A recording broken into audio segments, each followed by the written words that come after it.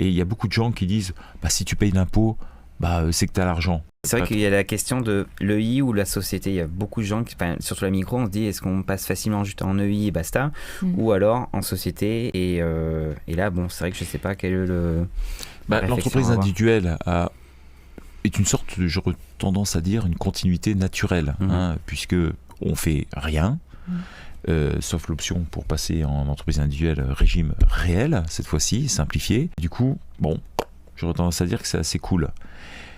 Sauf que ça peut cacher des surprises. Le premier, déjà, c'est que quand tu payes tes cotisations sociales, quand tu es en impôt sur le revenu, là, c'est plus la même musique. Et je pense que là, tu peux être très nostalgique de la micro-entreprise. Et ce qui est mal foutu sur une entreprise individuelle au régime réel, c'est que tu payes sur un bénéfice fiscal, que l'argent, tu l'as encaissé ou pas. Et je pense notamment à toutes les personnes, qui achètent, par exemple, il y a beaucoup de boulangers, par exemple, qui sont en entreprise individuelle et qui achètent, ils payent sur un bénéfice fiscal alors que le fric, ils l'ont pas, puisqu'ils sont obligés de rembourser l'emprunt. Et ça, c'est terrible en France, c'est que beaucoup de gens font une confusion entre la base d'imposition et l'argent dont on dispose. Et il y a beaucoup de gens qui disent si tu payes l'impôt, c'est que tu as l'argent.